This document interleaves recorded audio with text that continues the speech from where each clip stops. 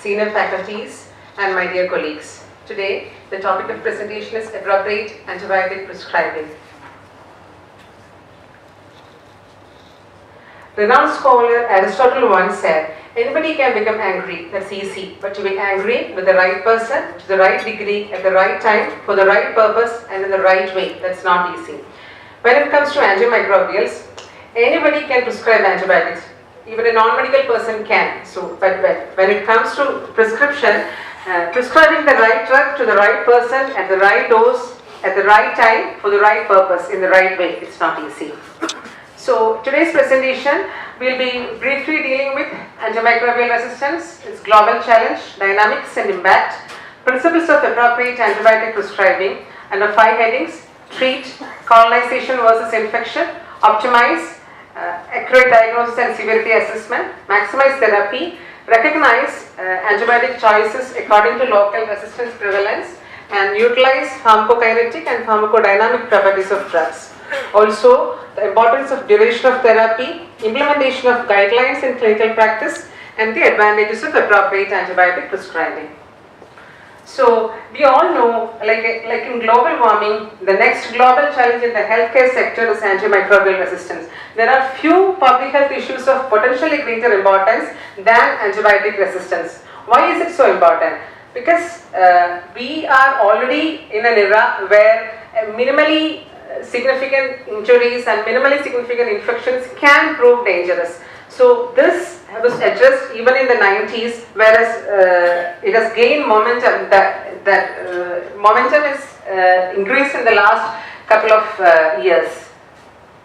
So how much could antimicrobial resistance cost the world in the terms of death? So when we say antimicrobial resistance is going to be fatal in the near future, nobody gets an impact of how much it can cause mortality. So in terms of deaths, at the present year, antimicrobial resistance can cause around 0.7 billion deaths in the world, comparing to road traffic accidents causing a death of 1.2 million, diarrheal diseases 1.4 million, cancer 8.2 million, and diabetes 1.5 million. But when we extrapolate the data to 2015, it alone can cause deaths around 10 million deaths in 2050. So the root problem is increasing resistance, but there are fewer new antibiotics.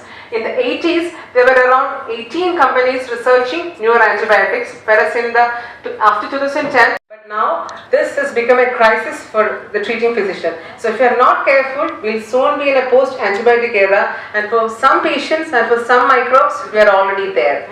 So the superbugs are on the rise. So when we all get elderly, we don't know like how many injectable drugs, how many antibiotics will be available for us to treat the infections at that point. So it's so serious that it threatens the achievements of modern medicine, a post-antibiotic era in which common infections and minor injuries can kill as a very real possibility in the 21st century.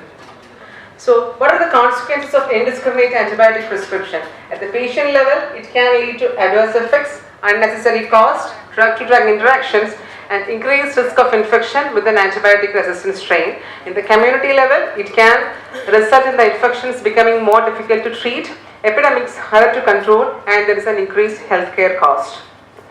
So for an optimal treatment, it should be considered under 2 headings. One is an appropriate antibiotic prescribing by the treating physician. Second is at the institutional level, there should be something called an antimicrobial stewardship. 40 to 50% of cases contribute much to the antibiotic resistance pattern. So our demanding patients and worried parents also need to be targeted. There is something called Get Smart, when will your antibiotic work, by the CDC. It is an initiative by the CDC which educate the public as to when will antibiotics are truly required in an infection. So snort, sniffle, sneeze, no antibiotics please. This is an example of a pamphlet by the CDC in the Get Smart initiative to encourage the parents not to use antibiotics. Reduce or eradicate the bacterial load. So when there is an infection, if the treatment is inappropriate, there will be a failed bacterial eradication, which will lead to selection of resistant bacteria, which will spread, which will cause an increasing resistance. Whereas if the treatment is appropriate, it will lead to bacterial eradication, and bacterial eradication will lead to a proper clinical eradication of the disease.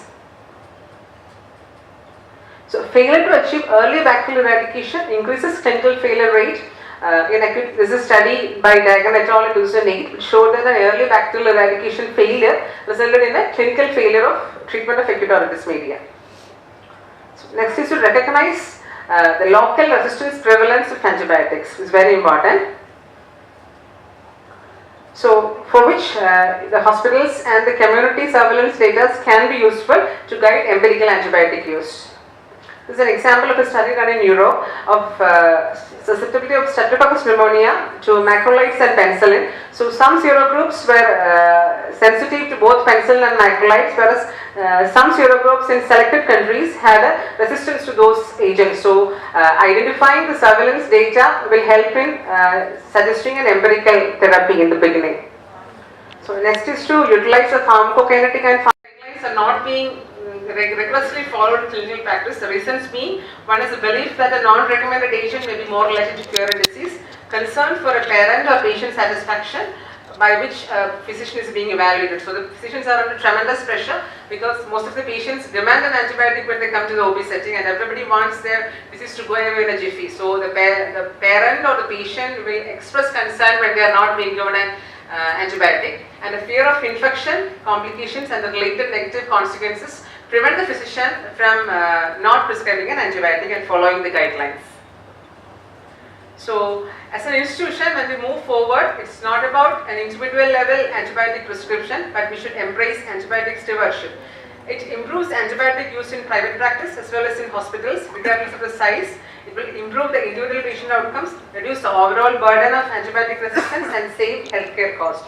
Also, it will refer to standard treatment guidelines and will encourage the practice of rational use of antibiotics. So this is summary of core elements of hospital antibiotic stewardship programs by the CDC.